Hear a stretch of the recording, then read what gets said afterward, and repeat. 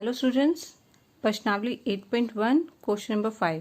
Question number 5 की statement है, दर्शाइए कि यदि एक चतुर्भुज के विकर्ण बराबर हों और परस्पर समद्विभाजित करें तो वह एक वर्ग होता है। एक चतुर्भुज जिसके विकर्ण बराबर और परस्पर समद्विभाजित कर रहे हों तो वह चतुर्भुज क्या हो जाता है? वर्ग। तो उसको हमने सिद्ध करना है। तो सबसे पहले हम एक चतुर्भुज बना लेंगे। ठीक है, चतुर्भुज का नाम लिख लेंगे ए बी सी डी। माना ए बी सी डी एक चतुर्भुज है और ए सी और बी डी इसके विकर्ण हैं जो परस्पर ओ पर काटते हैं। कि हमें बोला है ना एक चतुर्भुज है, तो चतुर्भुज ले लो ए बी सी डी। उसके विकर्ण क्या होंगे? ए सी और बी डी। ए सी बी डी विकर्ण जो परस्पर समद्विभाजित करें, हमें ये दिया हुआ है। तो परस्पर किस बिंदु पे काट रहे हैं? ओ पर। ठीक है, और हमें बोलना भी है कि वो समद्विभाजित कर रहे हैं। समद्विभाजित करने का क्या मतलब है कि ओ ए इक्वल टू ओ सी हो गया। समद्विभाजित मतलब ये जो बिंदु है ये इसको बराबर भागों में सम यानी बराबर दो भागों में बांट रहा है, इसलिए ओ ए ओ सी के बराबर हो जाएगा और ओ बी ओ डी के बराबर हो जाएगा। ठीक है, और हमें चतुर्भुज के विकर्ण बराबर दिए हुए हैं, इसीलिए ए सी भी बी डी के बराबर हो जाएगा। ए सी बराबर में बी डी, ये सब कुछ हमें दिया हुआ है। दिया हुआ को हम गिवन करके लिख देते हैं। जो भी हमें स्टेटमेंट में दिया है वही हम लिख देते हैं। अब सिद्ध क्या करना है कि ये वर्ग है। वर्ग की क्या विशेषता होती है? वर्ग में चारों भुजाएं बराबर होती हैं, यानी ए बी बराबर बी सी बराबर सी डी बराबर डी ए।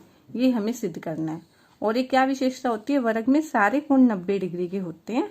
तो कोई एक कोण अगर 90 डिग्री का हम सिद्ध कर देंगे, ये वाला ये वाला ये वाला, इन चारों में से कोई एक कोण 90 का हो जाएगा तो सभी कोण 90 के हो जाते हैं। इसलिए हम कोई एक कोण 90 का सिद्ध कर दो।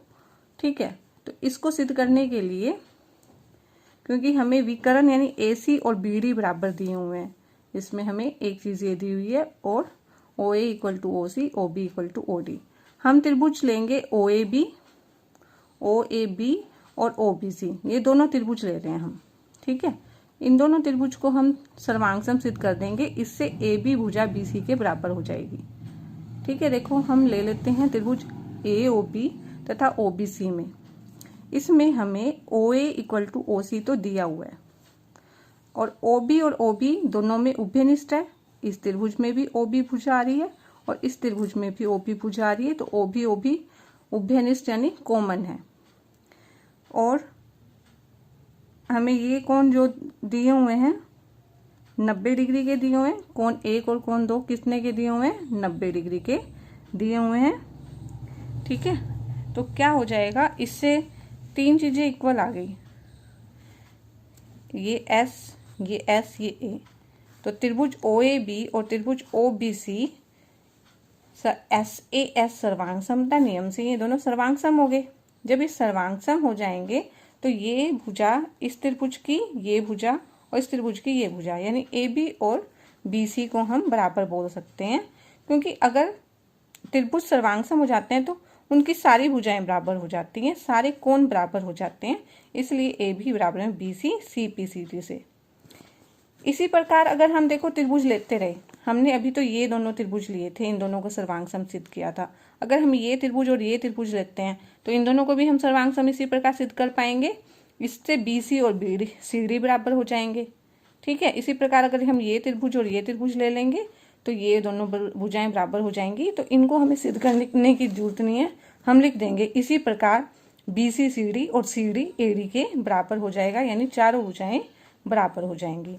ठीक है, चारों भुजाएं बराबर हो गई वर्ग की। अब हमें क्या प्रूव करना है कि कोण जो है 90 डिग्री का है। अब ये जो दो भुजाएं हैं, अब हम ले लेंगे कौन से त्रिभुज लेंगे? बी ए डी, ये वाला त्रिभुज ले लेते हैं बी ए डी और ए बी सी। इन दो त्रिभुजों को हम क्या कर देते हैं? सर्वांग सम सिद्ध। देखो कैसे करेंगे?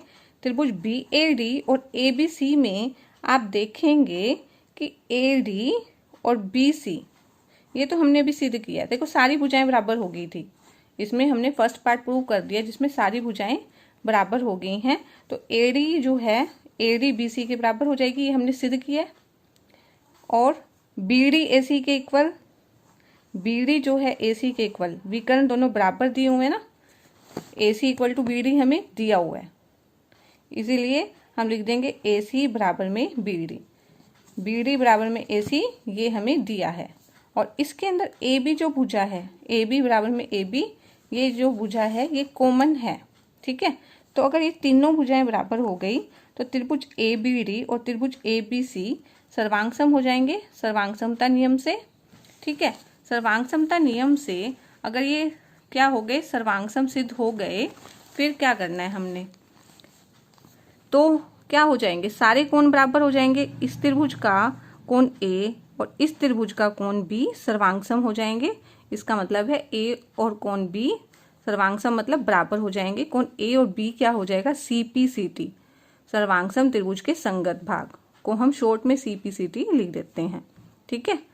अब क्या है, एक ये जो है चतुर्भुज है, चतुर्भुज में क्या होता है, इन जो आसन कोण है यानी A जमा बी, कोण A जमा बी, इन दोनों का जोड़ क्या होता है, 180 होता है, ठीक है। क्योंकि हम ये लिख देंगे चतुर्भुज के आसन कोण, चतुर्भुज के आसन कोण क्या होते हैं, इन दोनों का जोड़ 180 होता है। आसन कोण कौन से होते हैं, जो साथ साथ में बने हो, ठीक है। अब ए और बी बराबर हैं तो बी की जगह ए लिख सकते हैं ना, तो बी की जगह हम क्या लिख देंगे, ए। तो कोण ए जमा कोण ए 180, कोण 2 ए क्या हो जाएगा 180, कोण ए आ जाएगा 180/2 यानी 90। तो हमने कोण ए 90 सिद्ध कर दिया, और क्योंकि ए बी के बराबर है तो ये भी 90 हो जाएगा। इन दोनों का जोड़ 180 है तो सभी कोण क्या हो जाएंगे, 90 के हो जाएंगे। दिस इम्प्लाइज क्या हो जाएगा, ABCD वर्ग बन जाएगा, ABCD वर्ग है। और यही हमें सिद्ध करना था। ये है question number 5। Now question number 6 की स्टेटमेंट देखते हैं। क्वेश्चन नंबर 6, समानांतर चतुर्भुज ABCD का विकर्ण, समानांतर चतुर्भुज ABCD का विकर्ण AC कोण A को समद्विभाजित करता है, समद्विभाजित। देखो ये जो AC है कोण A को समद्विभाजित कर रहा है, यानी ये कोण और ये कोण बराबर है, ठीक है।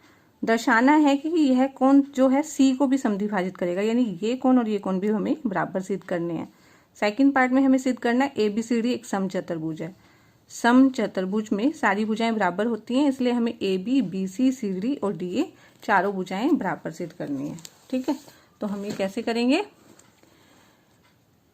हमें ये सब कुछ स्टेटमेंट दी हुई है, इसके अंदर हमें गिवन क्या है, ABCD एक समानांतर चतुर्भुज दिया हुआ है और कोण 1 और कोण 2 बराबर दिया हुआ है, क्योंकि AC विकर्ण बोलना है ना, विकर्ण AC कोण A को समद्विभाजित यानी 2 बराबर भागों में विभाजित करता है।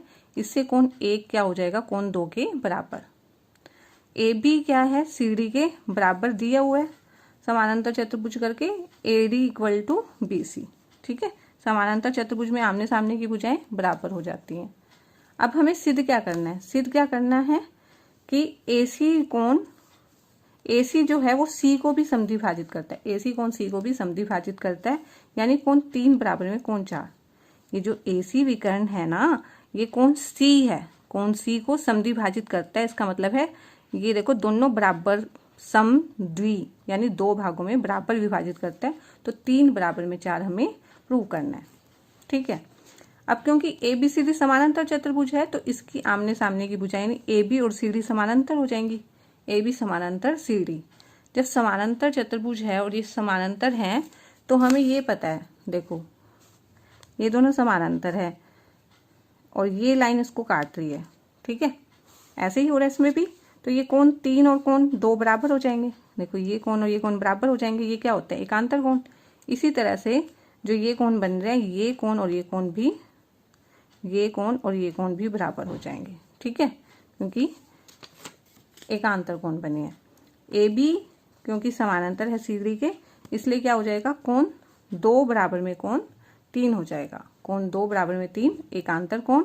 इसी तरह से क्योंकि एडी भी बीसी के समानांतर है, इसीलिए क्या हो जाएगा, कोण 1 और कोण 4 भी बराबर हो जाएगा, कोण 1 और 4। लेकिन हमें कोण 1 बराबर में कोण 2 तो दिया हुआ है, कोण 1 और कोण 2 तो बराबर हैं, ठीक है। अब क्या है इसमें, देखो इसमें ये कोण इसके बराबर है, ये कोण इसके बराबर है, ये दोनों कोण बराबर हैं, तो ये दोनों कोण भी बराबर हो जाएंगे ना। आप ये देखो 2 और 3 बराबर हैं, ये कोण 2 और ये कोण 3 है, और इनको आप 50 डिग्री का मान लो सबको, तो ये 50 है कोण, अगर 2 और 3 50 के हैं, ठीक है, ये 50 का हो गया, ये 50 का हो गया। ऐसे ही कोण 1 और 4 बराबर हैं, कोण 1 और कोण 4 बराबर है, यानी ये 50 का है, ये 50 का हो गया, ठीक है। ये दोनों बराबर दे ही रखे हैं, ठीक है, तो 3 और 4 भी तो बराबर हो गए ना, तो इसको इस तरह से लिख सकते हैं। इसीलिए 3 और 4 इक्वल हैं, कोण इससे इसको 50 हमने वैसे समझाने के लिए मानना है, वैसे आपने लिख के नहीं दिखाना, वैसे आपने यहाँ 50-50 लिखना नहीं है, ये तो मैंने समझाने के लिए आपको बताया कि ये अगर इसके बराबर है, ये इसके बराबर है और ये दोनों भी इक्वल है, तो इसका मतलब है ये दोनों भी इक्वल होंगे, ठीक है। तो हम ये लिख देंगे 1 और 2 और 3 से 3 और 4 भी बराबर हैं।